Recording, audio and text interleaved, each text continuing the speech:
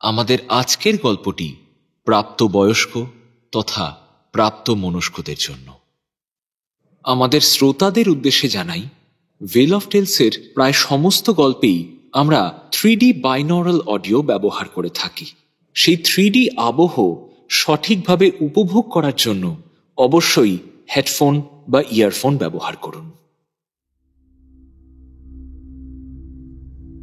ভেল of টেলসে আজ ঐশিক মজুমদারের কলমে আমাদের গল্প পানির ওপর জল।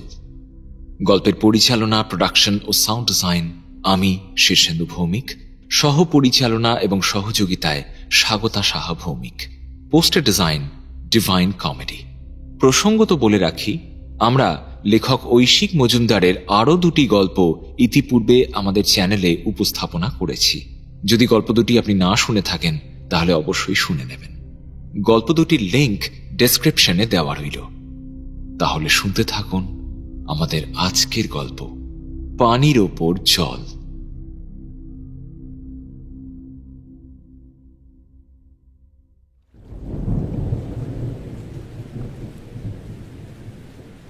আসলে স্যার, ডাঙার ওপর যেই বৃষ্টি পড়ে আর নদীর উপর যেই বৃষ্টি পড়ে দুটো এক নয়। নিবারণ মণ্ডল খুব নিচু গলায় কথাটা বললেন, যেন নিজেই নিজেকে বোঝাচ্ছেন। বৃষ্টির একটানা ঝমঝম ছাপিয়ে ওর কথা শোনার জন্য আমাকে রীতিমতো কান পাততে হলো। শুনে কিন্তু ধন্দে পড়লাম। এক নয় কেন বলুন দেখি? বৃষ্টির ফোঁটা ডাঙায় পড়লে তার গতরে চোট লাগে, সে মরে যায়। শুকনো মাটি তাকে হাড়ঘরের মতো শুষে নেয়। আর জলের উপর যখন জল পড়ে তখন তার আলাদা রূপ, আলাদাই ফুর্তি। নিজের চোখেই দেখুন না কেমন ছলছল করে নেচে উঠছে। এতক্ষণ খেয়াল করিনি। ওর কথা শুনে লঞ্চের রেলিং পেরিয়ে নদীর বুকে দৃষ্টি রাখলাম। দেখতে পেলাম উনি ভুল বলেননি। শ্রাবণের অঝোর ধারার প্রতিটি ফোঁটা রায়মঙ্গলের প্রশস্ত বুকে আছড়ে পড়েই হীরের কুচির মতো ঠিকরে যাচ্ছে, তারপর ফের মিশে যাচ্ছে নদীর জলে। যেন মদমত্ত যৌবনের উচ্ছ্বাসে প্রেমাস্পদের শরীরে বারবার ঝাঁপিয়ে পড়েও লীলাভরে দূরে সরে যাচ্ছে কোনো নৃত্যপরা অপ্সরা। পরক্ষণেই আবার লীন হয়ে যাচ্ছে দ্বৈতের দেহে। চরাচর ব্যাপী ঝাপসা ছায়া, বৃষ্টি ভেজা ঠান্ডা হাওয়ার লাজুক স্পর্শ আর সোদামাটির ঘ্রাণের সঙ্গে মিলেমিশে সেই ছলনাময়ীর নূপুরের নিকণ আমার সমস্ত অনভ্যস্ত নাগরিক ইন্দ্রিয়কে সেই এক মুহূর্তে যেন বিবশ করে ফেলল। এতক্ষণ পাশে বসে আমার সঙ্গে কথা বললেও নিবারণ মণ্ডল এক দৃষ্টে বাইরের বৃষ্টির দিকেই তাকিয়েছিলেন। সম্ভবত আমার ভাবান্তর অনুভব করেই মাঝবয়সী মানুষটি একবার চোখ ফেরালেন। দেখলেন তো?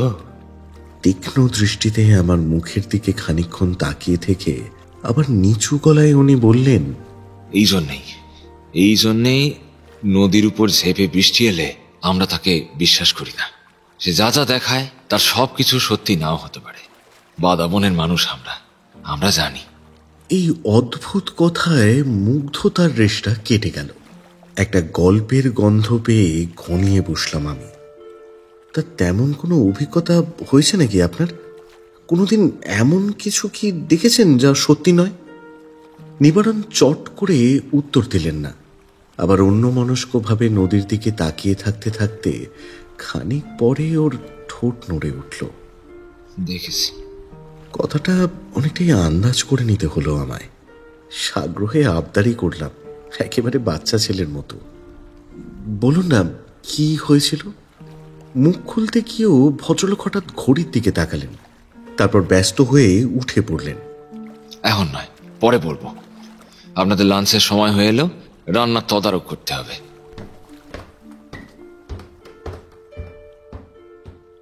এই গল্পের শুরু অবশ্য এখানে নয়। কলেজে বাংলা পড়াই, অবসরে শখের বসে গল্প লিখি। অলৌকিক। এবার জুলাইয়ের এক শুক্রবার কলেজের ফাউন্ডেশন ডে, ফলে 3 দিনের টানা ছুটি। সেই সুযোগে কয়েকজন সহকর্মী সপরিবারে বেরিয়ে পড়েছি বর্ষার সুন্দরবন দেখতে। ওই সব মিলিয়ে 15 জন। গতকাল অর্থাৎ শুক্রবার গদখালি থেকে লঞ্চে পাড়ি দিয়ে সাতজেলিয়া দ্বীপের রিসর্টে এসে উঠেছি। নিবারণ মণ্ডল এই রিসর্টের ম্যানেজার। মাঝবয়সী মানুষ, মাঝারি গড়ন, শ্যামলা রং, মাথার চুল পাতলা, পরনে টেরিকটের শার্ট প্যান্ট আর চোখে চশমা। আপ্যায়নের কোনো ত্রুটি রাখেননি। আজ শনিবার, রিসর্টের নিজস্ব লঞ্চে সারা দিন জলবিহার। মধ্যাহ্নভোজনের আয়োজন লঞ্চেই। নিবারণও আমাদের সঙ্গী হয়েছে, ব্যবস্থাপনার দেখভাল করছেন। রিসর্টটা দয়াপুর গ্রামে। সেখানে গোমর নদীর ঘাট থেকে সকালে আমরা রওনা দিই। উল্টো দিকে নদীর পাড়ে সজনিখালির জঙ্গল থেকে উকি দেওয়া কিছু হরিণ, বুনো শুয়োর আর পাশের খাড়ির জলে উদ্দেশ্যহীন সাঁতার কাটা একটা কুমিরও চোখে পড়ে। নিবারণবাবুই দেখান। তারপর রায়মঙ্গল নদীতে ঢুকতেই অঝোরে বৃষ্টি নামে। লঞ্চের ডেকে ছাউনি থাকলেও বৃষ্টির ছাট আসছিল। আমার স্ত্রী সহ অন্যান্য সহযাত্রীরা লঞ্চের কেবিনে ঢুকে পড়েন। ডেকের সামনের দিকে সারেঙের ঘরের পাশের কাঠের বেঞ্চিতে নিবারণের সঙ্গে রয়ে যাই আমি আর আমার 12 বছরের ছেলে শুভ। সে সঙ্গে করে একটা বার্ড ওয়াচিং গ্লাস এনেছিল। অতি উৎসাহের বশে সেটা চোখে লাগিয়ে চারিদিকে তাকাচ্ছিল। এই বাদলার মধ্যেই হঠাৎ সে বলে ওঠে, পাপা, ও পাপা, দেখো দেখো, ওই দিকটায় কি সুন্দর ছোট্ট একটা আইল্যান্ড না? দ্বীপ? কই, কোথায় দেখি? তার হাত থেকে দূরবীনটা নিয়ে আমি চোখে লাগাই, কিন্তু বৃষ্টির ঝাপসা পর্দা ভেদ করে কিছুই চোখে পড়ে না। ঠিক তখনই পাশ থেকে নিবারণ মণ্ডলের চাপা স্বর কানে আসে, ওই বাইনাকুলারটা আমার একবার দিন তো স্যার। তাকিয়ে দেখি ভদ্রলোকের চোখে উদ্বেগ, কিছুটা যেন আতঙ্ক। একটু অবাক হয়েই যন্ত্রটা ওর দিকে এগিয়ে দিই। সেটা চোখে লাগাতে লাগাতে উনি বিড়বিড় করতে থাকেন, এখানে দ্বীপ আসবে কোথা থেকে? কুমিরমারি এখনো বহুদূর, মরিচঝাপি তারও পরে, কালিদাসপুর বা ছোট মোল্লাখালী বা হাতে অনেকটা তফাতে। মন দিয়ে কিছুক্ষণ দেখার পর অবশ্য ওর মুখে স্বস্তির ভাব ফোটে। না, খোকা বাবু ভুলই দেখেছে। দূরবীন ফেরত দিয়ে তিনি শ্বাস ফেলেন। ওইদিকে কাছাকাছি কোনো দ্বীপ নাই, বৃষ্টিতে এমনটা মনে হয়েছে। আমি আরেকবার দেখতে যেতেই উনি বাধা দেন। থাক স্যার থাক, এই বৃষ্টির মধ্যে বেশিক্ষণ তাকিয়ে থেকে কাজ নেই। শুভ বাইনোকুলার নিয়ে কেবিনে মায়ের কাছে চলে যায়। নিবারণবাবুর শেষ কথাটা শুনে আমার খটকা লেগেছিল। জিজ্ঞেস করতেই যাচ্ছিলাম, এই বৃষ্টির মধ্যে বেশিক্ষণ তাকিয়ে থাকা উচিত নয় কেন? কিন্তু তার আগেই উনি নিজেই কথা বলতে শুরু করেন, খানিকটা স্বগতোক্তির ঢঙে। যা বলেন পাঠক তা জেনেছে একেবারে গোড়াতেই। নদীর বৃষ্টি ডাঙার বৃষ্টির থেকে আলাদা। বাদাবনের মানুষ নদীর বৃষ্টিকে বিশ্বাস করে না। নিবারণবাবুর গল্পটা কিন্তু তখন আর শোনা হলো না। বৃষ্টির বেগ একটু পরেই ধরে এলো। লঞ্চের ডেকে সবাই মিলে প্লাস্টিকের চেয়ার টেবিল পেতে খেতে বসা হলো। একেবারে এলাহি আয়োজন। ভেটকি, ইলিশ, চিংড়ি, সঙ্গে স্থানীয় দাঁতন মাছও। হই হল্লায় কোথা থেকে যে বেলা কেটে গেল বোঝাই গেল না। বিকেলে লঞ্চ ঘাটে ভিড়তেই নিবারণ বাজারে ছুটলেন গরম সিঙারা আর জিলেপির সন্ধানে। সন্ধ্যাবেলা চায়ের সঙ্গেই সেসব উদরস্থ করছি, এমন সময় কিছু স্থানীয় শিল্পী এসে হাজির। তারা বনু বিবির পালা করবে। তাদের গায়েনদের সঙ্গে পাল্লা দিয়ে গলা ছেড়ে নিবারণ মণ্ডল একেবারে সবাইকে মাতিয়ে দিলেন।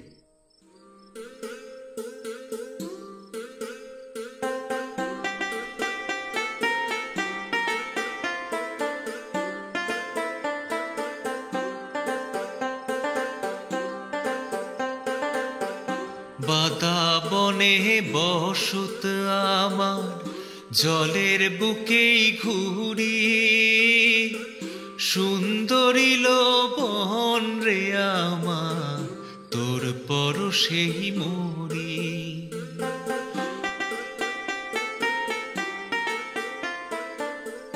রুটি আর চিকেন কষার নৈশভোজ সেরে কিছুক্ষণ আড্ডা মারার পর বন্ধুরা যে যার কটেজে ফিরে গেলেন।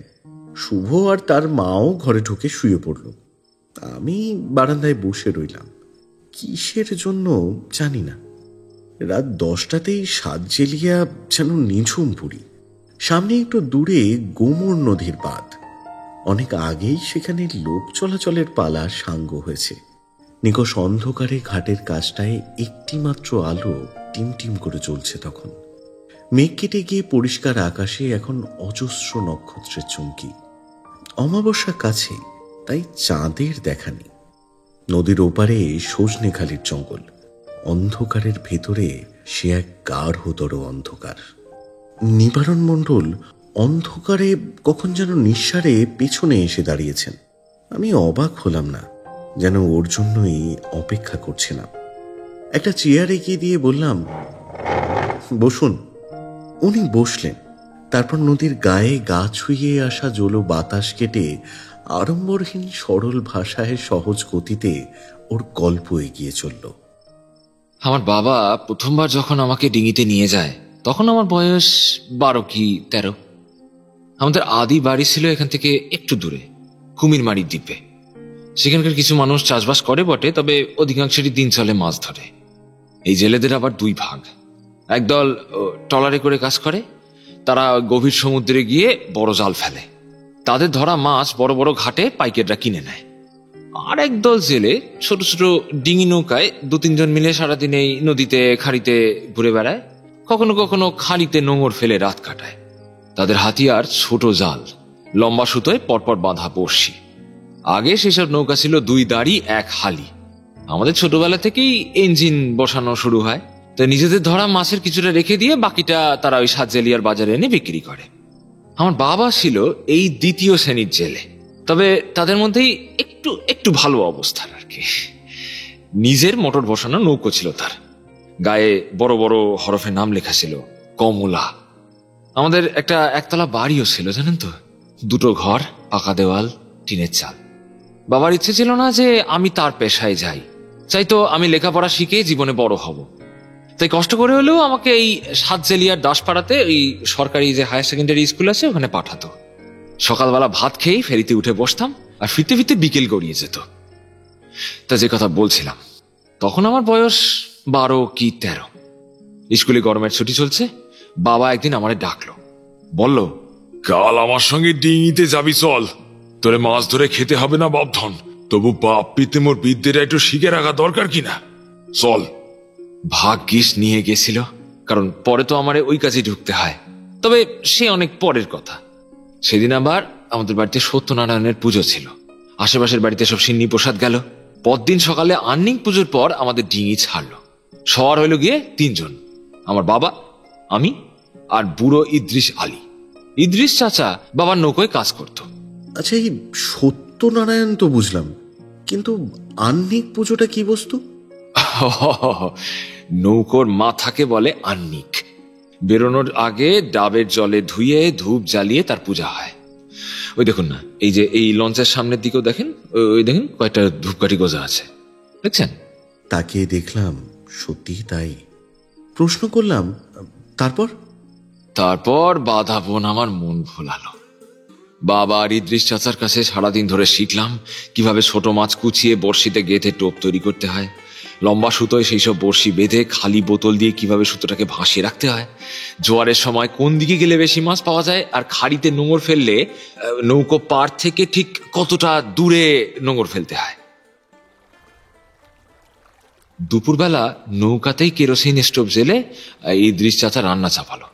সাদা ভাত আর নুন হলুদ পেঁয়াজ কুচি লঙ্কা দিয়ে ভাজা সদ্য ধরা মাছ। আহা, সে যেন অমৃত। সন্ধ্যায় যখন ফিরে এলাম তখন আর ঘরে মন টেকে না। বারবার মনে হয় ওই জলে জঙ্গলি আবার ফিরে যাই। গেছিলাম। এরপর থেকে স্কুল ছুটি থাকলেই বাবাকে আবদার করে ইদ্রিস চাচা আর বাবার সঙ্গে নৌকায় চেপে বসতাম। আমার বয়সী গায়ের ছেলেরা প্রায় সকলেই তার আগে থেকেই নৌকায় কাজ করছে। আমি একাই স্কুলে পড়াশোনা করতাম, তাই এতদিন তাদের সঙ্গে চেনা জানা থাকলেও খুব বেশি বন্ধুত্ব ছিল না। জলে ডাঙায় দেখা হতে হতেই আবার মিতালি বাড়ল। 3-4 বছর এভাবেই কেটে গেল। ধীরে ধীরে জল আর জঙ্গলের আইন কানুন সব জেনে বুনে নিলাম। দক্ষিণ রায় আর কালু রায়ের কথা জানলাম, 5 পীরের স্তুতি জানলাম, সবই শিখলাম। আচ্ছা, এই দক্ষিণ রায়ের কথা তো শুনেছি, বাঘের দেবতা, কিন্তু কালু রায় কে? কালু রায় বা কালু শেখ হলেন গিয়ে কুমিরের দেবতা গো। আর 5 পীর হিন্দু হয়েও কি আপনারা তাদের মানেন? মানব না? বলেন কি? শশব্যস্ত হয়ে নিবারণ কপালে হাত ঠেকালেন। নদী সমুদ্রের কাজ বিপদে আপদে গাজী ছাড়া কে দেখবে? নৌকো ভাসানোর সময় সবই তাদের স্মরণ করতে হয়। একটু থেমে উনি সুর করেই আওড়ালেন, আমরা আসি পোলাপান, গাজী আছেন নিখাবান, 5 পীর বদর বদর। ওর দেখা দেখি আমিও কপালে হাত ঠেকালাম। কেন তা জানি না। তারপর বলুন। নিবারণ মণ্ডল কাহিনীর ছিন্ন সূত্র কুড়িয়ে নিলেন। তা তখন সবে মাধ্যমিক পরীক্ষা দিয়েছি। মাস্টারমশাইরা বলেছেন নিবারণ ফার্স্ট ডিভিশন পাবেই পাবে। সে নিয়ে অবশ্য আমার খুব একটা মাথা ব্যথা নেই। কটা দিন ছুটি পেয়েছি, এটাই বড় কথা। বাবার সঙ্গে নিয়মিত মাছ ধরতে বেরোচ্ছি। সেই রকমই একবার বেরিয়েছি। সেদিন সকাল থেকেই আকাশে মেঘ। আমরা সবে কুমিরমারির নদী দিয়ে যাচ্ছি। সুতো ফেলা হবে এই বিদ্যাধরী নদীতে। তাই বাবা ছেলে বসে বসে গল্প করছি। আমি এখন হাতে নাতে অনেক কাজ করে দিই, তো তাতে সুবিধা হলেও বাবা কিন্তু খুশি নয়। বারবার বলছে, পড়াশোনায় মন দে বাপ, এরপর বড় ক্লাসের পরীক্ষা, মায়ায় পড়ে নৌকোয় এসে সময় নষ্ট করিস না। নৌকার খোল থেকে ইঞ্জিনের ভটভট শব্দ আসছিল। আমাদের একটু গলা ছড়িয়েই কথা বলতে হচ্ছিল। ইদ্রিস চাচা হাল ধরে চুপচাপ বসেছিল। এমন সময় হঠাৎ সে মুখ খুলে বলল, কথার লক্ষণ কিন্তু ভালো ঠেকতেছি না। জল সলসলায় মনে হয় জোর নামবে। তার কথা শুনে তাকিয়ে দেখি সত্যি নদীর বুকে ছোট ছোট ঢেউ ভাঙছে। একটু খেয়াল করতেই ছলাৎ ছলাৎ আওয়াজও কানে এলো। আকাশও দেখলাম একেবারে কালো ঘনিয়ে এসেছে। চিন্তিত মুখে বাবা বললেন, এক কাজ করো ইদ্রিস, এইখান থেকে মরিচ চাপি কাছে হবে। কপালে থাকলে মাছ ধরা ঠিকই হবে। এখন তুমি ওইদিকে চলো, বেগতিক দেখলে পাড়ের কাছে নোঙর ফেলে থাকবো। তখন বড় হয়েছি, কাজ বন্ধ হয়ে গেলে কত ক্ষতি সে কথা বুঝি। এর আগে অল্প স্বল্প বৃষ্টিতে মাছ ধরার অভিজ্ঞতাও আছে। বাবার কথায় তাই আমি একটু আপত্তি করলাম। বললাম, হোক না জোরে বৃষ্টি, তুফান তো নয়।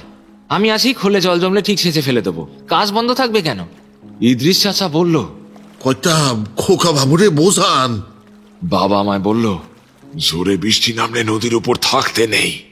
চোখের নজর ঝাপসা হয়ে যায়, আর তখন ওই বৃষ্টি ভেলকি দেখায়। বৃষ্টি ভেলকি দেখায়? তার মানে? একটু চুপ করে থেকে বাবা বলল, ঘোর লাগে, লোকে ভুল দেখে। আর কোনো কথার আগেই গায়ে বৃষ্টি ছিটে লাগলো। আর ঠিক তখনই একটা ঘটনা ঘটলো, যেটা আপনাকে বিশেষভাবে বলে রাখা দরকার। পুরো গল্প শোনার আগে জলের নিয়ম কানুন আপনার ভালোভাবে জানা উচিত। পাড়ের দিকে মুখ ঘুরিয়ে একটু এগুতেই চোখে পড়ল মালপত্তর বোঝাই একটা ছোট নৌকা। দুজন মাঝি, দুজনেই অচেনা। তারাও পাড়ের দিকে এগোতে চাইছে, কিন্তু দাঁড় টেনে খুব আস্তে আস্তে। আমাদের দেখে উঠে তারা হাত নাড়তে লাগলো। বাবা ইদ্রিস চাচাকে কিছু বলার আগেই সে নৌকোর মুখ ফিরিয়েছে।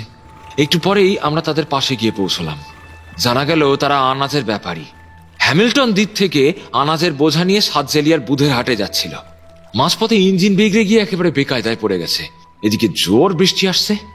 কিছুক্ষণ সলা পরামর্শের পর মোটা রশি দিয়ে তাদের নৌকো আমাদের নৌকার সঙ্গে বাঁধা হলো। তারপর আমরা পাড়ের দিকে এগিয়ে চললাম, তবে এবার অনেক ধীর গতিতে। বেশি ওজন তো, সেই জন্য। মাঝপথে বৃষ্টিও নেমে গেল বড় বড় ফোঁটায়। ব্যাপারটা আমার বিশেষ পছন্দ হয়নি। ফস করে বলে বসলাম, ওদের সাহায্য করার কি দরকার ছিল? হাজার হোক অচেনা লোক, ওই উটকো ঝামেলায় আমাদেরই তো দেরি হয়ে গেল, তাই না? কথাটা কানে যেতেই ইদ্রিস চাচা কপালে হাত ঠেকালো। তবা তবা তবা। বাবাও শুনে জিভ কাটলো। তারপর আমাকে বোঝালো, অমন বলে না রে বাপ, অমন বলে না। গাঙে সমুদ্রে কেউ বিপদে পড়লে তার পাশে গিয়ে দাঁড়াতেই হবে, এইটাই জলের নিয়ম। আর পাশে না দাঁড়ালে? কেউ যদি নিয়ম না মানে, বিপন্নরে সাহায্য না করে পালিয়ে যায়, তাহলে পীরেরা কুপিত হন, তার ফল ভালো হয় না। শুনে আমি মাথা নিচু করে রইলাম। ইদ্রিস চাচা ইতিমধ্যেই নৌকো মরিচ ঝাঁপির কাছে নিয়ে এসেছে। দেখতে পেলাম অন্য জেলেরা আমাদের আগেই সেখানে এসে দাঁড়িয়েছে। আমরাও সেই ভিড়ের মধ্যে গিয়ে নোঙর ফেললাম। অন্যদের সঙ্গে কিছু কথাবার্তা হতে না হতেই ঝেঁপে বৃষ্টি নামলো। যে যার নৌকো ছইয়ের মধ্যে গিয়ে ঢুকলো। কেবল আমাদের প্রতিবেশী হলধর সর্দারের নৌকোর ছই ফুটো, তাই সে আর তার কর্মচারী সুদাম মাঝি আমাদের নৌকায় এসে আশ্রয় নিল। বয়সে আমার চেয়ে 14-15 বছরের বড় বলে আমি দুজনকেই কাকা বলতাম। আমাদের নৌকাটা বড়, তাই একটু ঠাসাঠাসি করে সবাই এঁটে গেল। গরমে দুপুর গড়িয়ে বিকেল, বিকেল গড়িয়ে সন্ধে নামলো। সে বৃষ্টি আর কমার নামগন্ধ নেই গো। বেশ বোঝা গেল রাতের মতো এখানেই আস্তানা গাড়তে হবে। তখন তো আর হাতে হাতে এইসব এই মোবাইল ফোন ঘুরতো না, কাজেই বাড়িতে খবর দেওয়ার তার কোনো প্রশ্নই ওঠে না। তবে তাতে অসুবিধা নেই, বাড়ির লোক ঠিক আন্দাজ করে নেবে। কাজ বরবাদ হয়ে সকলেরই মন খারাপ। দুপুরে সবাই গুড়মুড়ি খেয়ে কাটিয়েছি। রাতে বাধ্য হয়ে রান্না চাপাতে হলো। ভাড়ারে চাল ডাল আলু ছাড়া কিছু নেই। ইদ্রিস চাচা খিচুড়ি মেখে বসিয়ে দিল। সুদাম কাকা ভাজার জন্য আলু কুটতে লাগলো। বাবা আর হলধর কাকা হতাশ গলায় নিজেদের মধ্যে কথা বলছিল। আমার মাথায় সকালবেলায় বাবার বলা সেই কথাগুলো ঘুরছিল। এইরকম বৃষ্টিতে নাকি মানুষের ঘোর লাগে, চোখের দেখার নাকি ভুল হয়। তোমাদের কারোর কি ও জিনিস হয়েছে গো? হঠাৎ করে জিজ্ঞেস করে বসলাম। এইরকম ধুম বৃষ্টিতে নদীর উপর চোখের ভুল? যার জন্যই কাজ থামিয়ে আমার দিকে তাকালো। হয়েছিল, বলল ইদ্রিস চাচা। তারপর ইদ্রিস চাচা আর চোখে বাবার দিকে তাকিয়ে বলল, একবার কথা আমার অমন হয়েছিল। কিরকম শুনি? বাবা অন্যমনস্ক গলায় বলল, তেমন কিছু না। একবার রায়মঙ্গলের উপর এরকম বৃষ্টিতে মাছ ধরছি। বেশ কয়েকবার পিছনে তাকিয়ে দেখেছি পাড়ের কাছাকাছি আসি। একটু দূরে আবসাভাবে হলেও গ্রামের ঘর বাড়ি দেখা যাচ্ছে, সুতরাং চিন্তার কিছু নেই। তারপর বৃষ্টি থামতেই দেখি কোথায় কি, আমরা একেবারে সেই মাছ নদীতে। আশেপাশের কোথাও ডাঙা জমি নেই। ভাগ্য ভালো নিরাপদে ফিরতে পেরেছিলাম সেবার। সেই থেকে সাবধানে থাকি। কিছুক্ষণ সবাই চুপচাপ। তারপর হলধর কাকা মুখ খুলল। আমরা কোনোদিন কিছু দেখিনি, তবে একবার এরকম বৃষ্টিতে মাতলার উপর দিয়ে যাওয়ার সময় মনে হয়েছিল আশেপাশে অনেকগুলো নৌকার দাঁড় বাবার শব্দ পাচ্ছি। কিরে সুদাম, তাই না? একদম। চোখ গোল গোল করে সুদাম কাকা বলল, জলের শব্দ ছাপিয়ে সে কি জোর ছপ ছপ আওয়াজ গো। আর একদম কাছ থেকে যেন এক্ষুনি সবাই মিলে আমাদের নৌকো এসে ধাক্কা মারবে। এদিকে বাদলার ঝাপসায় কিছুই দেখতে পাই না। বৃষ্টি থামলে পরে দেখি নদীতে আমরা একা। গল্প শুনে আমার মুখে আর বাক্যি সরল না। বাবা বোধহয় ভাবলো আমি ছেলে মানুষ, তাই ভয় পাচ্ছি। এ তড়িঘড়ি প্রসঙ্গ পাল্টানোর চেষ্টা করলো। হ্যাঁ রে সুদাম, তোর নাকি একদিন পর বিয়ে ঠিক হয়েছে। কে তোরে বিয়ে করতে রাজি হলো বল দেখি? হ্যাঁ, আমি জানতাম সুদাম কাকার পয়সা কড়ি নেই বলে পাত্রী জুটছে না। তবে বিয়ে ঠিক হওয়ার খবরটা আগে জানা ছিল না। সুদাম কাকা লজ্জা লজ্জা মুখ করে বলল, আমার মাসির বাড়ি সাতজেলিয়ার চর ঘেরিতে গো। সেইখানকারই মেয়ে। মাসি ঠিক করে দেছে। বাহ, খুব ভালো খবর তো। তো মেয়ের নাম কি? সুবালা। বাহ, তোর নামের সঙ্গে মিল আছে দেখছি। সুদাম সুবালা। বাহ, তো বিয়েতে গায়ের লোকজনরে খাওয়াবি তো? তার খাওয়াবনি? সুদাম কাকা আরো লজ্জা পেয়ে গেল। বউকে খাওয়াতে পারে কিনা ঠিক নেই, ও খাওয়াবে লোককে। হলধর কাকা টিপ্পনি কাটলো, বিপদ তো আমারই। আমার কাছে এসে পয়সা চাইবে। এইভাবে হাসি ঠাট্টা আর ভাঙা ভাঙা ঘুমের মধ্যে দিয়ে আমাদের রাতও কেটে গেল। মাঝে মাঝে পালা করে এক একজন বালতি দিয়ে নৌকোর খোল থেকে বৃষ্টির জল ছেঁচে ফেলছিলাম। পরদিন সকালে মেঘ কেটে গিয়ে রোদ উঠল। যে যার নৌকো নিয়ে রওনা দিল। সবারই রসদ ফুরিয়েছে। যেটুকু সম্ভব মাছ ধরে বেলায় বেলায় বাড়ি ফিরে যেতে হবে। তখনও জানি না বাবার সঙ্গে সেটাই আমার শেষবার নদীতে যাওয়া। শেষ কথাটা বলে নিবারণ মণ্ডল একেবারে চুপ করে গেলেন। কিছুক্ষণ অপেক্ষার পর আমি মৃদু গলায় প্রশ্ন করলাম, কি হয়েছিল আপনার বাবার?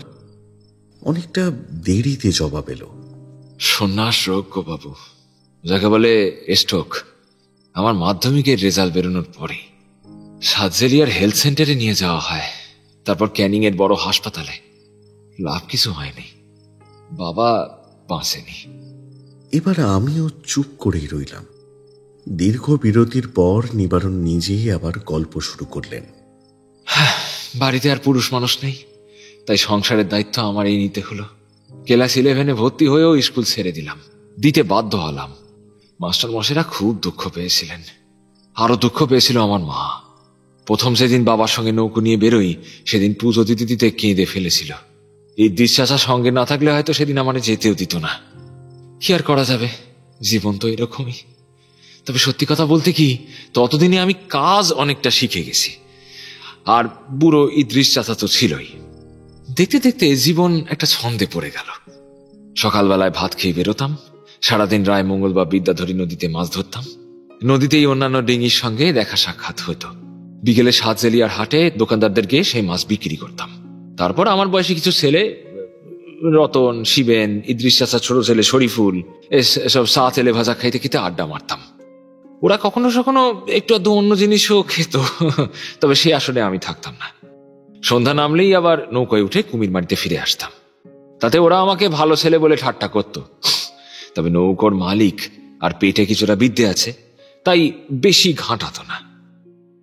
এই সময় একদিন সুদাম মাঝি বিয়ে করে বউ ঘরে আনলো, আর তাতেই গোটা গেরামে একেবারে ভারী শোরগোল পড়ে গেল। তার বউ সুবালা, বয়সে আমাদের থেকে হয়তো কয়েক বছরের বড় হবে, শ্যামলা রং, ভরাট গরম, লক্ষ্মী প্রতিমার মতো মুখে ডাগর ডাগর দুই চোখ, সর্বক্ষণ ইতিউতি চাইছে। এমন মেয়ে সুদাম কাকার কপালে কেমন করে জুটলো, আর জুটলেও সে একে ঘরে বেঁধে রাখতে পারবে কিনা সেই নিয়ে ছেলে ছোকরাদের মধ্যে রীতিমতো একেবারে যাকে বলে গবেষণা শুরু হয়ে গেল। কিছুদিনের মধ্যেই বোঝা গেল তাদের এই সন্দেহ অমূলক নয়। সুদাম কাকাকে নিয়ে অথবা তার ঘরের অবস্থা নিয়ে সুবালা কাকি বোধহয় খুব একটা খুশি হইতে পারেনি। অভাবের সংসার। সকালে বিকেলে সে দ্বীপের লাগোয়া কুমিরমারি নদীর খাড়িতে কাঁকড়া ধরতে যেত। সেখানে হাঁটু জলে দাঁড়িয়ে সামনে দিয়ে যত জেলে ডিঙি যেত তাদের মাঝিদের সঙ্গে হেসে হেসে কথা বলতো। বাপের বাড়ি থেকে নিয়ে আসা দুগাছা সোনার চুড়ি তার ভারী গুমর, সেই দুটো সর্বক্ষণ সে হাতে পরে থাকতো। কিন্তু সবসময় গায়ে কাপড় চোপড় ঠিকঠাক থাকতো না, ও অমন মাছ ধরতে গিয়ে হয়। ফলে মাঝিরাও সুযোগ পেয়ে দু একটা রঙ্গরসিকতা করতে ছাড়তো না। এই জন্য সুদাম কাকার বুড়ি মা তাকে সারা দিন সকাল থেকে সন্ধে পর্যন্ত বিস্তর গালি দিত, সাপমন্যও করত। তবে সুবালা সেই বুড়িকে পাত্তা দিত না। হয়তো আমি কিছুটা পড়াশোনা করেছি বলেই আমার প্রতি তার একটু বেশি ঝোঁক ছিল। আগেই বলেছি আমার নৌকার নাম ছিল কমলা। আমরা সামনাসামনি এলেই সুবালা সুর করে গাইতো, জলে ভেসে যায় গো সোনার কমলা।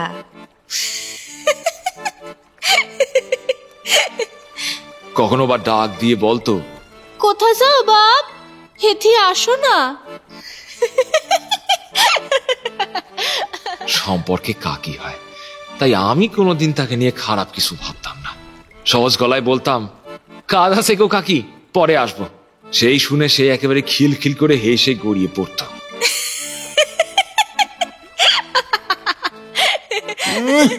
ঢলানি। পেছনের হালে বসে ইদ্রিস চাচা গজগজ করত। আমি সুবালাকে নিয়ে খারাপ কিছু না ভাবলেও সাতজেলিয়ার হাটে বিকেলে ছেলে ছোকরাদের আসরে সে ছিল একটা আলোচনার বিষয়। হয়তো রতন বলল, সুদাম কাকাটা একটা ভেরুয়া, বউকে কিছুই বলতে পারে না। শিবেন উত্তর দিল, বলবে কি করে, জানে তো নেহাত বড়ার জোরে অমন মেয়ে পেয়েছে। উফ, আমি যদি এরকম এক পিস পেতাম। আর এর পরের কথাগুলো তো আর আপনারে শোনানোর মতো রইল না। তো এইসব কথা শুনতে আমার একেবারেই ভালো লাগতো না, বুঝলেন তো। কিন্তু ওদের মধ্যে কিছু বলতেও পারতাম না। তারপর একদিন এরকম ধুম বৃষ্টিতে সকলের চোখের সামনে দিয়ে সুবালা উধাও হয়ে গেল গো। আমি চমকে উঠলাম। উধাও হয়ে গেল একটা জলজ্যান্ত মহিলা? আচ্ছা, কারোর সঙ্গে পালিয়ে গেল বুঝি? না। অন্ধকারেই মনে হলো নিবারণ মাথা নাড়ছেন। নদী তারে নিয়েছিল। আবার শুরু হলো গল্প। সেদিন সত্যনারায়ণের পুজোয় বিশেষ ঘটা হয়েছে, কারণ গনের জোয়ার। কি বললেন? গন কাকে বলে জানেন না? আচ্ছা, আসলে ত্রয়োদশী চতুর্দশী থেকে পূর্ণিমার কিছুদিন পর অবধি জোয়ারের জলে তোর বেশি থাকে। ওই সময় মাছ কাঁকড়া ওঠে বেশি, তাই জেলেদের মধ্যে গনের জোয়ারের খুব কদর। তা যে কথা বলছিলাম, সেদিন বেলায় বেরোনোর সময় কুমিরমারির খাড়িতে দেখে গেলাম আরো কয়েকজন মহিলার সঙ্গে সুবালা জলে নেমেছে। আমি হাঁক দিয়ে বললাম, ও কাকি, কাঁকড়া কেমন হচ্ছে গো? সে হেসে হাত নাড়ল। রোদে তার শ্যামলা হাতের সোনার চুড়িগুলো যেন ঝিলমিল করে উঠল। ভালো বাপ, নিবা তো আসো। হ্যাঁ, না গো কাকি, আমি ঘাড় নাড়লাম, গনে যাচ্ছি। পেছন থেকে ইদ্রিস চাচা যথারীতি ফিসফিসিয়ে সাপ সাপান্ত করতে লাগলো। ঢলানি? বিদ্যাধরী পৌঁছে যখন কাজ শুরু করেছি তখনও দিব্যিরোধ। বর্ষা আসতে এখনো দেরি আছে, কাজেই আমরা কেউ আকাশের দিকে তাকাচ্ছিলাম না। তাকাবার কারণ ঘটলো যখন ঝপ করে দিনের আলো নিভে এলো গো। আকাশের দিকে এক পলক তাকিয়ে ইদ্রিস চাচার মুখ শুকিয়ে গেল। সেখানে শুধুই কালো মেঘের স্তূপ ছাড়া আর কিছুই চোখে পড়ছে না। খেয়াল করলাম হাওয়াও হঠাৎ থমকে গেছে। কপাল ভালো আমরা নদীর বুকে একটা দ্বীপের কাছাকাছি ছিলাম। সেই দ্বীপের নাম জানি না, আসলে সুন্দরবনের যেটুকু এপার বাংলায় পড়েছে সেখানে ছোট বড় মিলিয়ে 100-র বেশি দ্বীপ আছে। মানুষের বসতি মেরে কেটে তার অর্ধেকে। যেসব দ্বীপে মানুষ নেই তার অনেকেরই নামও নেই। ইদ্রিস চাচা সেই দ্বীপের বালির চরে নৌকো ভেরাতে না ভেরাতেই আকাশ একেবারে ভেঙে পড়ল। যেমন চরবর চরবর করে বৃষ্টি, তেমনি শোঁশো হাওয়া, তেমনি নদীর জলে রাক্ষসে ঢেউ। আমরা দুজন ছইয়ের ভেতর জড়সড় হয়ে বসে রইলাম। প্রায় ঘন্টা দুয়েক পরে ঝড় জল থামলো, আকাশও খানিক পরিষ্কার হয়ে এলো। কিন্তু আমাদের কিন্তু আর মাছ ধরার সাহস হলো না। মানে মানে কুমির বাড়িতে ফিরে এলাম। এসে দেখি সেইখানে হুলুস্থুল পড়ে গেছে। একদল লোক সেই খাড়িতে নেমে দুপারে ঝোপঝাড়ে একেবারে তন্ন তন্ন করে কি যেন খুঁজছে। জিজ্ঞেস করে জানলাম যে বৌঝিয়েরা সকালে সেখানে কাঁকড়া ধরছিল, ঝড় বৃষ্টির শুরুতেই খাড়িতে নদীর জল ঢুকতে দেখে তারা নাকি উঠে এসেছিল। সুবালার বেশি সাহস, সেই দুঃসাহসী বেটি ইচ্ছে করে দেরি করছিল, অথবা মনে হয় পাক কাদায় আটকে গেছিল। সবার চোখের সামনেই দৈত্যের মতো ঢেউ এসে নাকি তারে ভাসিয়ে নিয়ে গেছে গো। একটু পরেই হলধর সর্দারের নৌকো ফিরল। খবর শুনে সুদাম কাকা পা ছড়িয়ে বসে একেবারে ছেলে মানুষের মতো হাও মাও করে কান্না জুড়ে দিল। কেউ কেউ তারে সান্ত্বনা দিতে লাগলো। ইতিমধ্যেই খোঁজারুরা রণে ভঙ্গ দিয়েছে। সুবালা অথবা তার দেহ আশেপাশে কোথাও নাই। সাতজেলিয়ার পুলিশ ফাঁড়িতে খবর গেল। বিকেলের দিকে পুলিশের লঞ্চ এসে খানিক ঘোরাঘুরি করে গেল, কিন্তু কিছুই পাওয়া গেল না। পরদিন থেকে স্পিড বোট এসে পুরো দমে একেবারে তল্লাশি চালাতে শুরু করলো। পাক্কা 3 দিন। সুবালার দেহ স্রোতে ভেসে যেখানে যেখানে যেতে পারে সেই সব দ্বীপ বা চরের কোনোটাই তারা বাদ দিল না। কিন্তু তাতেও লাভের লাভ কিছু হলো না। সুবালা যেন একেবারে সেরেফ গায়েব হয়ে গেছে। এখানকার মানুষ হলে আপনি জানতেন ব্যাপারটা খুব স্বাভাবিক নয়।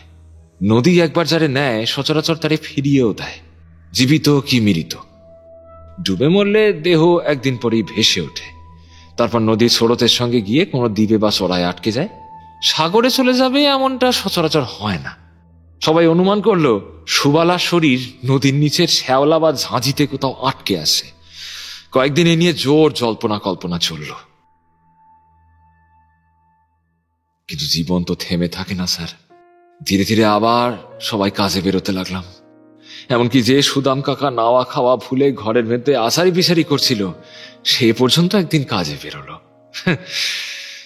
যদিও হলধর কাকার মুখে শুনেছিলাম তার নাকি আর কাজে মন টন নাই। গ্রামেও যে তার মন ঠিক ছিল না তার প্রমাণ পেলাম আরো কিছুদিন পরে। মাছ বিক্রির পর সেদিন সাতজেলিয়ার হাটে রতন শিবেন শরীফুলদের সঙ্গে আড্ডায় বসেছিলাম। সুবালা কাকিকে নিয়েই কথা হচ্ছিল। সে যেমন মেয়েই হোক না কেন, ওরকম প্রাণবন্ত একটা মানুষের এরকম অকালে চলে যাওয়াটা আমরা কেউই মেনে নিতে পারছিলাম না। তো রতন বলল, তাছাড়া সুদাম কাকা একেবারে ভেঙে পড়েছে। ডিঙি নৌকার মাঝে হুঁশিয়ার না থাকলে বিপদ ঘটতে কতক্ষণ। আমরা জানতাম না সুদাম কাকাও সেই মুহূর্তে হাটেই ছিল। আমাদের মুখে তার নাম শুনে সে যে পায়ে পায়ে এগিয়ে এসেছে কথা বলতে বলতে তা খেয়ালও করিনি। যখন একেবারে আসরের মাঝখানে এসে সে দাঁড়ালো তখন টেরটি পেয়ে আমরা সবাই চুপ করে গেলাম। বোকা বোকা হেসে সুদাম কাকা বলল, ডিঙিতে আর কাজ করবো না রে, আমি সাগরে চলে যাচ্ছি। বদরুদ্দিন মিয়ার ট্রলারে কাজ নিয়েছি। গায়ে ফিরবো 7 দিন পর পর। আমার বুড়ি মাটা রইল, তোর একটু দেখিস বাপ। একটু পরে খাপ ছাড়া ভঙ্গিতে সে যোগ করলো, আর আর সুবালারেও ভুলিস না রে, ভুলিস না। আমরা দেখলাম মুখে হাসি থাকলেও তার চোখে জল। তার মনের অবস্থা বুঝতে আর বাকি রইল না। সবাই এক বাক্যে বললাম, তুমি নিশ্চিন্তে যাও কাকা, যাও, আমরা আসি গো। যেমন এসেছিল তেমন করেই সুদাম মাঝি বিদায় নিল। এইখানে নিবারণ মণ্ডল আরেকবার থামলেন, সম্ভবত দম নেওয়ার জন্য। আমি কিন্তু এবার একটু অধৈর্যই হয়ে উঠেছিলাম। শৌখিন শহুরে লেখক, সম্পাদকের ফরমাইশ মেনে নির্দিষ্ট শব্দের ভিতরে গল্প শেষ করার অভ্যাস আমার। এলোমেলো পথে কাহিনীর এরকম ভিন্ন ভিন্ন গতির চলন, গল্পের ভিতরে গল্প ঢুকে যাওয়া, এই জিনিসের সঙ্গে পরিচিতি আমার ছিল না।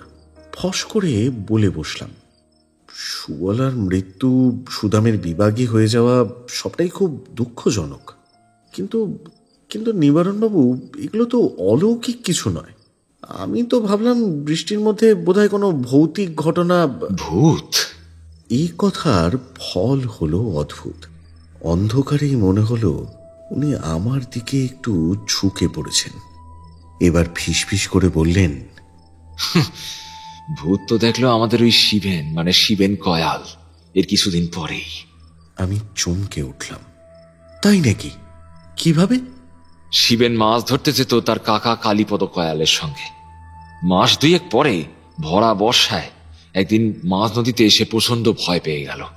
কালী কাকা তারে কোনো মতে বাড়িতে টেনে নিয়ে এলো বটে, কিন্তু তারপরেই তার শুরু হলো একেবারে তারও সে জ্বর। প্রশ্ন করে জানা গেল নদীর বুকে সে নাকি সুবালারে দেখেছে। বৃষ্টির মধ্যেই তারা খ্যাপলা জাল ফেলছিল। উদ্দেশ্য ছিল যত তাড়াতাড়ি সম্ভব কাজ ছেড়ে ফিরে আসা। জলের ওপর ঝুঁকতেই শিবেন দেখতে পায় নৌকার পাশাপাশি সুবালা শীত সাঁতার কাটছে। পরনে তার কিচ্ছুটি নেই, কিচ্ছুটি না। করুণ চোখে শিবেনের মুখের দিকে তাকিয়ে আছে আর গুঙিয়ে গুঙিয়ে কাঁদছে।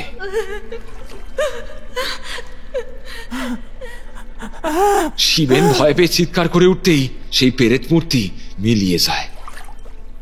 আমার মতো অনেকেই তার কথা বিশ্বাস করল না।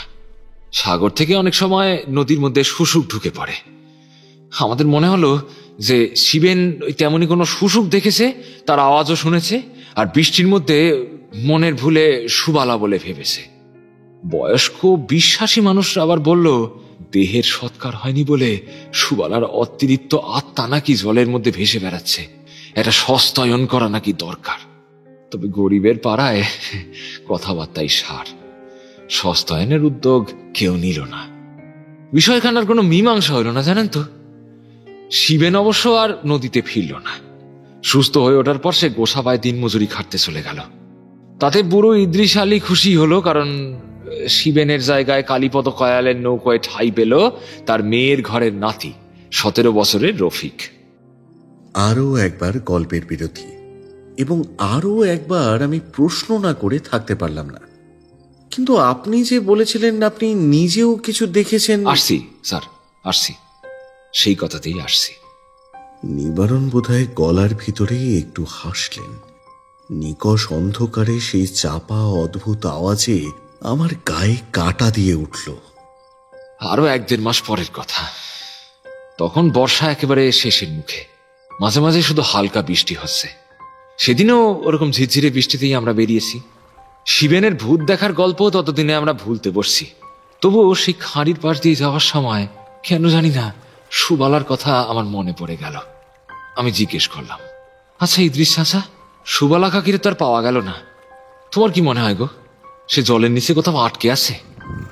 নৌকোর গতি বাড়িয়ে দিয়ে ইদ্রিস চাচা সংক্ষেপে উত্তর দিল,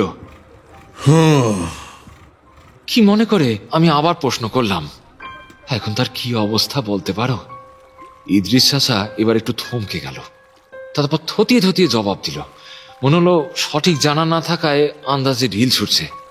কুমির কামটে না হোক, ছোট মাসেই একদিনে শরীরে নরম মাংস, মায় চোখ, নাক, কান সব খুব লেখেইছে গিয়ে। থাকলেই হয়তো পড়ে আছে শুধু হাড়গুলো আর দাঁত। চুলও থাকতে পারে কয়েক গাছি। শুনে মনটা বড় খারাপ হয়ে গেল, জানেন তো। অত সুন্দর একটা মেয়ে, তার কিনা এই দশা। বিদ্যাধরীতে পৌঁছে যখন কাজ শুরু করছি তখনও ভালো আবহাওয়া, আশঙ্কার কোনো কারণই নেই। কিন্তু দুপুরের দিকে হঠাৎ করেই ফের আঁধার ঘনিয়ে এলো। সুবালা যেদিন হারিয়ে গেছিল ঠিক সেই দিনের মতো আমরা ইঞ্জিন বন্ধ করে মাঝ নদীতে স্থির হয়ে ভাসছিলাম। নদীর ছলা ছলা ঢেউয়ের দিকে চোখ রেখে ইদ্রিস চাচা ফের ইঞ্জিন চালু করলো। চলো ছোট কর্তা, ডাঙার দিকে ফিরি, মরিচ যাবি কিংবা। তার মুখের কথা মুখেই রয়ে গেল, ফোঁটা ফোঁটা করে নয় গো, আচমকা একেবারে হুড়মুড়িয়ে বৃষ্টি নামলো। মনে হলো আকাশের গায়ে বুঝি একখান গর্ত হয়ে গেছে। আর শুধু কি বৃষ্টি, সঙ্গে সে এই শনশন হাওয়ার চাবুক। নদীর জল একেবারে ফুলে ভেঁপে উঠতে লাগলো গো। মনে হলো যেন সাগরে এসে পড়েছি। আমি একটু ঘাবড়ে গেলাম, কিন্তু বুড়ো ইদ্রিস আলী পাকা মাল্লা। সে কষ্ট করে হলেও নৌকা সামাল দিতে লাগলো। তবে টের পেলাম ঢেউয়ের আড়াআড়ি চালাতে ভরসা পাচ্ছে না। কমলার মুখ স্রোতের দিকে ঘুরে গেছে। ভয়ে ভয়ে জানতে চাইলাম, ও চাচা, এইদিকে গেলে কোথায় পৌঁছবো গো? চাচা বলল, মাইল 2 গেলে তো কাকমারি, তবে নাও যদি ডান পাশে বেশি কেটে যায়। ও কি, ও কোন চর? তার চোখের দৃষ্টি অনুসরণ করে সামনের দিকে তাকালাম। বৃষ্টির পর্দা ভেদ করে দেখা গেল আন্দাজ 100 মিটার দূরে একটা জনবসতিহীন ছোট দ্বীপ বা চড়া। শুধু তাই নয়, আরেকটা জেলে ডিঙিও সেদিকে এগোচ্ছে। সেটা আমাদের থেকে অনেকটা সামনে, চরের কাছাকাছি পৌঁছে গেছে। বয়স হলেও ইদ্রিস চাচার চোখ চিলের মতো তীক্ষ্ণ। সেই ঝড় জলের মধ্যেও নজর করে সে জানালো ওইটা কালীপদ কয়ালের নৌকো। নৌকার নাম মা তারা। ওতে নাকি ওর নাতি রফিকও আছে। কিন্তু কথা হলো, এখানে নদীর মাঝখানে তো কোনো চর থাকার কথা নয়। এই তল্লার তো ইদ্রিস চাচার হাতের তালুর মতো চেনা। কাছাকাছি চেনা লোক আছে জেনে বুকে একটু বল ভরসা পেয়েছিলাম। কোনো মতে বলার চেষ্টা করলাম, চরটা হয়তো জেগে উঠেছে হঠাৎ। মুখে কিচ্ছুটি না বলে ইদ্রিস চাচা দুদিকে ঘাড় নাড়ল, অর্থাৎ তা অসম্ভব। ঠিক সেই সময় আরো একটা অদ্ভুত জিনিস চোখে পড়ল। ওই চরের ওপর একখান মানুষের অবয়ব না? হ্যাঁ, মানুষ গো, মানুষ, কোনো সন্দেহ নাই। সেই মাথার ওপর হাত তুলে জোরে জোরে 2 হাত নাড়ছে, স্পষ্টই সাহায্যের আবেদন। মা তারা নির্ঘাত আমাদের আগেই তারা দেখতে পেয়েছে। জলের নিয়ম মেনে কালী কাকা সাহায্যের উদ্দেশ্যে সেই চরের দিকে এগোচ্ছে। কিন্তু কিন্তু এ কি? চরের একেবারে সামনে গিয়েও মা তারা হঠাৎ করে মুখ ফেরালো কেন? আর এবার একেবারে স্রোতের বিপরীতে পাড়ি দিয়ে এদিকে ফিরে আসার চেষ্টাই বা করছে কেন? আমি বললাম, ও চাচা, কিছু বুঝতে পারছিস? ইদ্রিস চাচা বেকুবের মতো ঘাড় নাড়ল, অর্থাৎ সেও কিছু বুঝতে পারতেছে না। এদিকে মা তারা ক্রমেই আমাদের একেবারে কাছাকাছি চলে এসছে। কারণ ওদের গতি খুব কম হলেও আমাদের গতি বেশি। ঢেউ ভেঙে স্রোতের উল্টো দিকে আসায় ওদের নৌকোটা একেবারে মোচার খোলার মতো একবার উপরের দিকে লাফিয়ে উঠছে, আরেকবার নিচে পড়ছে, একবার লাফিয়ে উঠছে, একবার নিচে পড়ছে। একটা সামান্য জেলে ডিঙির অবাধ্যতায় রুষ্ট হয়ে উত্তাল জলরাশি যেন তার টুটি চেপে ধরতে চাইছে। আর একটু কাছে আসতেই নৌকোর আরোহীদের স্পষ্ট দেখা গেল, এবং আমাদের মধ্যে বিস্ময়ের সীমা রইল না গো। কালীপদ কয়াল হাল ধরে আছে, আর রফিক নৌকোর ওপর উঠে দাঁড়িয়ে আমাদের উদ্দেশ্যে হাত নেড়ে যেন এগোতে মানা করছে। দুজনেরই মুখ চোখ একেবারে ভয়ে শুকিয়ে কাঠ। ওদের হলোটা কি? এইবার রফিক চেঁচিয়ে কিছু একটা বলল। বাতাস কেটে শব্দগুলো ছাড়া ছাড়া ভাবে আমাদের কানে এসে পৌঁছলো। হতভম্ব হয়ে চাচারে জিজ্ঞেস করলাম, কি বলে গো? কেন যাব না? কেউ বিপদে পড়লে তো তারে বাঁচাতে হবে, তুমি তো বলেছিলে বাঁচানোর চেষ্টা করতে হবে না? ঠিক সেই সময় বৃষ্টির বেগ যেন হঠাৎ করে এক মুহূর্তের জন্য কমলো, ফলে পাড়ের জল ছবি দেখা গেল। আর লহমায় ভিতরে আমার বুকের রক্ত যেন হিম হয়ে গেল। ইদ্রিস চাচা আর্তনাদ করে উঠল, হায় আল্লাহ! এর কারণ কি জানেন স্যার? এর কারণ হলো পাড়ে দাঁড়িয়ে উদ্ধারের আশায় যে মানুষ আশায় আকুল হয়ে হাত নাড়ছে, সে পুরুষ নয় গো, সে নারী, মেয়ে ছেলে গো। আর তার শরীরে একখান সুতো পর্যন্ত নেই। আর সেই মেয়ে আর কেউ নয় গো, সেই মেয়ে ছিল হলো সুবালা। সুবালা! সন্দেহ নেই ওই নৌকোর আরোহীরাও তারে চিনতে পেরেছে, কেননা ওদিক থেকে রফিকের ভয়ার্ত চিৎকার সামনে ভেসে আসছে। কিছুক্ষণের জন্যই আমার মনটা যেন একেবারে অসাড় হয়ে গেছিল, কিছুই ভাবতে পারতেছিলাম না। তারপরে হুঁশ ফিরে পেলাম। ছি, আমি না পড়াশোনা করেছি, ওরা ভয় পেতে পারে, কিন্তু আমি কেন পাবো? ভূত পেরে তো সব কিছু নয়, সত্যি ও সুবালা। হয়তো জলে ডুবে মরেনি, ভেসে এসে এই নামনা জলে ঠেকে উঠেছে, তারপর থেকে কোনো মতে এখানে টিকে আছে। শ্বাস পার্টি ওরে খুঁজে পায়নি, সে ওদের খোঁজার দোষ। ইদ্রিস চাচা ততক্ষণে নৌকোর ইঞ্জিন বন্ধ করে হাল ঘোরাচ্ছে, মুখে অনবরত ঈশ্বরের নাম। আল্লাহ আল্লাহ আল্লাহ আল্লাহ আল্লাহ বাঁচাও, আমি তার কাঁধ ধরে ঝাঁকুনি দিয়ে বললাম, না গো চাচা না, ফিরলে চলবে না গো। দেখছো না সুবালা কাকি বেঁচে আছে গো, ওরে গায়ে ফেরাতেই হবে, চলো। চাচা তবুও সাড়া দেয় না। তখন আমি আমার শেষ অস্ত্র ছাড়লাম, চিৎকার করে উঠলাম, যে বিপদে পড়ে ডাকছে তারে বাঁচাইতে যাবা না? পীরেরা কি মনে করবেন? তুমি না গেলে আমি যাব, হাল ছেড়ে দাও, নৌকা আমি চালাবো, যাও। এতে কাজ হলো। বুড়ো ইদ্রিস চাচা দোটানায় পড়ল। হালের হাতল থেকে তার মুঠি আলগা হইতেই আমি শক্ত হাতে তা চেপে ধরলাম। ইঞ্জিন চালু করে নৌকার মুখ ফেরালাম। ঢেউয়ের সঙ্গে সঙ্গে আমার কমলা আবার ওই ছড়ের দিকে সুবালার পানে ছুটে চলল। হায় আল্লাহ! ইদ্রিস আলী মা তারা আমাদের পাশাপাশি আসতেই ইদ্রিস চাচা জলে ঝাঁপ দিয়ে পড়েছে।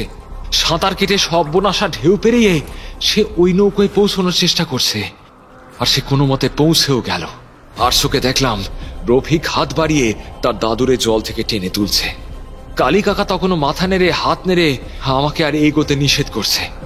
সে করে করুক, আমি আর ওদিকে ভুরুক্ষেপ করলাম না। এখন আমার একমাত্র লক্ষ্য হলো সুবালারে উদ্ধার করা। চরের একদম সামনে পৌঁছে কিন্তু আমিও ইঞ্জিন বন্ধ করতে বাধ্য হলাম। চোখের সামনেই বড় বড় ঢেউ জমিতে ঝাঁপিয়ে পড়ছে। আমার যত সামান্য অভিজ্ঞতাতেও জানি ওই ঢেউয়ের সঙ্গে জমিতে আশ্রে পড়লে নৌকা আর আস্ত থাকবে না গো। এদিকে সুবালা তখন হাঁটু জলে নেমে দাঁড়িয়েছে, তার মুখে কোনো কথা নেই গো, কিন্তু শরীরের প্রতি ভঙ্গিতে আতঙ্ক, চোখে বাঁচার আকুতি।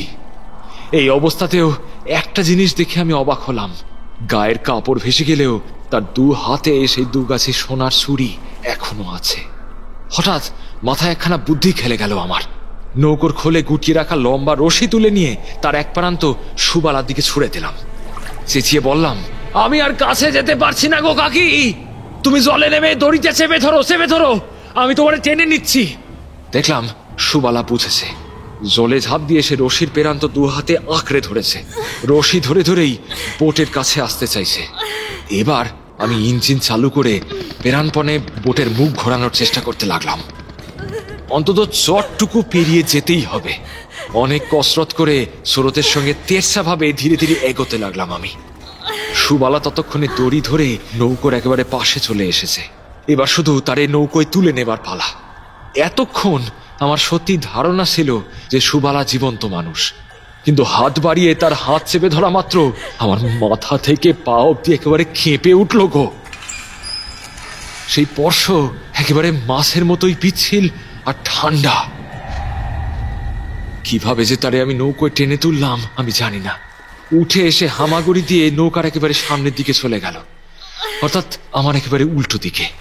একেবারে নৌকার গলুইয়ে গিয়ে আমার দিকে মুখ করে বসলো সে। তার মুখের চামড়া, গায়ের চামড়া জলে ভিজে একেবারে ফ্যাকাশে ফোলা ফোলা। সর্বাঙ্গ থেকে জল ঝরছে তার চোখ থেকেও। তখন আর আমার মাথা কাজ করে না। যার বেঁচে থাকা সম্ভব নয়, যে বেঁচে নেই, সে আমার চোখের সামনে এমন চুপ করে বসে আছে। তার চেয়েও বড় কথা, মরে গিয়েও কি তার দু চোখে এমন মৃত্যু ভয় থাকতে পারে? আর ঠিক তখনই বৃষ্টির তেজ ভয়ঙ্কর বাড়ল, সেই সঙ্গে বাড়ল হাওয়ার বেগ। নদীও যেন একেবারে নতুন উদ্যমে ফুঁসে উঠতে লাগলো। এক মুহূর্তের মধ্যে ব্যাপারটা আমার কাছে একেবারে পরিষ্কার হয়ে গেল। ওরা সুবালারে ছেড়ে দিতে চায় না। এই জল, এই নদী, এই বাতাস সুবালারে ধরে রাখতে চায়। এই কথাটা মাথায় ঠোকা মারতো কি করে জানি না, আমার সমস্ত ভয় যেন এক লহমায় কেটে গেল। যে নারী আমার সামনে বসে আছে, জীবিত মানুষ হোক বা না হোক, সে আমার আশ্রিত। সে ভয় পেয়েছে, সে উদ্ধার পেতে চায়। এই জগতে আমিই তার একমাত্র ভরসা। পাগলের মতো চিৎকার করে উঠলাম আমি, কোনো ভয় নেই গো কাকি, আমি তোমারে বাঁচাবই, তোমার কোনো ভয় নাই। পীরের নাম নাও গো কাকি, পীরের নাম নাও, পীরের নাম নাও। সুবালা, অথবা যে সুবালা নয়, তার মুখ খুলল, কিন্তু সেই মুখ দিয়ে আওয়াজ বেরোলো না গো। বেরোলো শুধু অনেকখানি জল।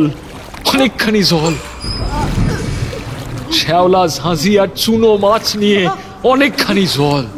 বৃষ্টির জল তার চোখের জলের সঙ্গে মিশে সেই জল তার পুষ্ট দুই স্তনের বোঁটার উপর দিয়ে গড়িয়ে গেল। তারপরের 1 ঘন্টা নাকি 2 ঘন্টা আমি সর্বশক্তি দিয়ে প্রকৃতির সঙ্গে লড়াই চালিয়ে গেলাম গো। একবার করে হাল ধরি, নৌকার মুখ সোজা রাখার চেষ্টা করি। একবার করে হাল ছাড়ি, বালতি দিয়ে প্রাণপণে একেবারে খোলে জমা জল ছেঁচে ফেলি। সেই মহাপ্রলয়ের মধ্যে ঢেউয়ের কাঁধে সওয়ার হয়ে আমার ছোট্ট নৌকো কোন দিকে যে ছুটে চলেছে আমি জানি না গো। শুধু জানি যেভাবেই হোক তারে ভাসিয়ে রাখতেই হবে। শেষ পর্যন্ত তাও আর পারলাম না। বেশ বুঝতে পারছিলাম ঢেউয়ের ধাক্কায় নৌকোর সমস্ত কাঠের জোর ক্রমশ দুর্বল হয়ে পড়ছে। শেষমেশ মরমর করে শব্দ করে নৌকার নিচে খোলের মাঝখানে একেবারে চিপ ধরল। ততক্ষণে সব ভয় পেরিয়ে এসেছি, আগেই বলেছি। নৌকোর খোল থেকে মুখ তুলে আবার সামনের দিকে তাকালাম, আর তখন কি দেখি জানেন? তখন দেখি নৌকার সাথে সাথে সিট ধরেছে সুবালার শরীরেও। নৌকার চিরের সঙ্গে পাল্লা দিয়ে সেই সিট ডালপালা মেলে ক্রমেই যেন বাড়ছে, ছড়িয়ে পড়ছে তার মুখ, বুক, পেট, হাতে, পায়ে। হঠাৎ নৌকোর ইঞ্জিনটা খুলে কোন অতলে যেন তলিয়ে গেল। ভটভট শব্দটা থেমে গিয়ে ডুবন্ত কলসির মতো গুপ গুপ আওয়াজ শুরু হলো কয়েকবার। তারপরেই সব চুপচাপ। তলার সেই হাঁ দিয়ে খোলে হু হু করে জল ঢুকতে লাগলো, আর সেই সঙ্গে দেখলাম বৃষ্টির ধারায় সুবালার চামড়া আর মাংস ধুয়ে গলে গলে পড়ছে গো, গলে গলে পড়ছে। পরক্ষণেই আমার নৌকো পলকা দেশলাই বাক্সের মতো ভেঙে চুরে ছত্রা খান হয়ে গেল। জলে পড়ে আমি বড় এক খণ্ড কাঠ পেরানপণে আঁকড়ে ধরলাম। এক ঝলকের জন্য দেখতে পেলাম নৌকোর গলুয়ে যে বসে আছে সে আর আমার চেনা সুবালা নয়। যার চেহারা অবিকল সেই রকমই দাঁড়িয়েছে, এতদিনে যেরকমটা হওয়া উচিত বলে সকালবেলা বুড়ো ইদ্রিস চাচা অনুমান করেছিল।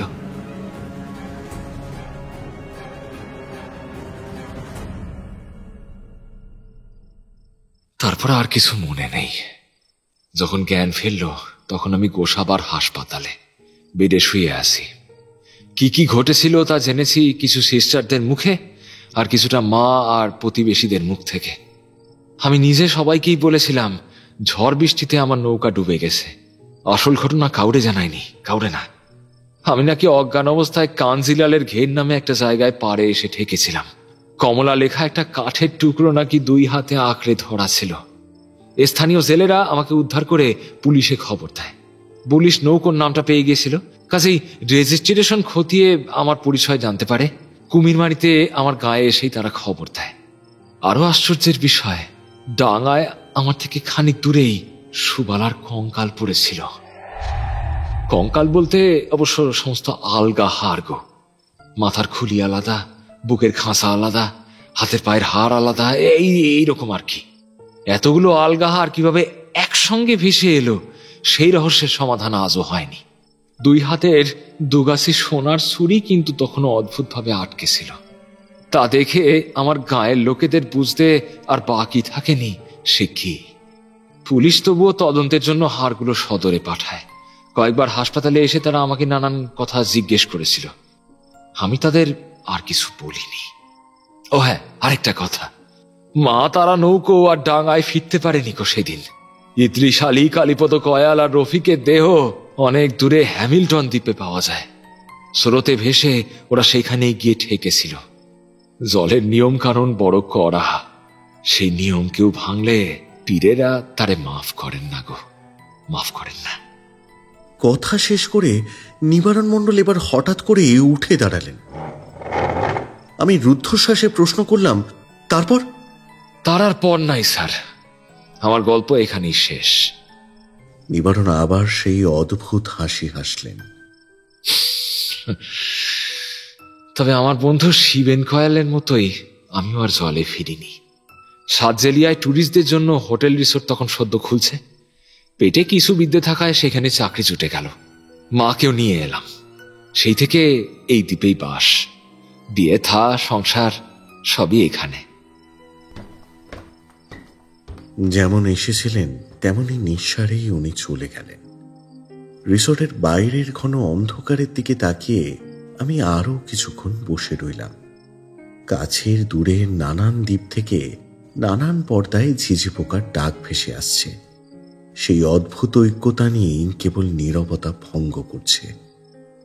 এবার সেই শব্দের সঙ্গে আরেকটা শব্দ যোগ হলো, জলের উপর জলের শব্দ। গোমর নদীতে আবার বৃষ্টি নেমেছে। আকাশের দিকে তাকিয়ে দেখি সেই শামিয়ানা এখন নিষ্প্রদীপ। কোন ফাঁকে আবার মেঘ এসে জমেছে। বৃষ্টির বেগ ক্রমেই বাড়ছে। হঠাৎ একটা জিনিস চোখে পড়ায় আমি একটু সচকিত হয়ে উঠলাম। দূরের ওই নিকষ কালোর মধ্যে কেমন যেন একটা নড়াচড়ার আভাস না? নদীর ওপরের ওই গাঢ় অন্ধকার কি হঠাৎ কোনো মন্ত্র বলে সজীব হয়ে উঠেছে? সন্দেহ নেই চোখের ভুলি। এই বর্ষণের জন্যই এমনটা মনে হচ্ছে। তবুও আমি উঠেই পড়লাম। বারান্দা ছেড়ে ঘরের দিকেই পা বাড়ালাম। নদীর উপরের বৃষ্টির দিকে বেশিক্ষণ তাকিয়ে থাকতে নেই। হয়তো তাকিয়ে থাকার অধিকার মানুষের নেই।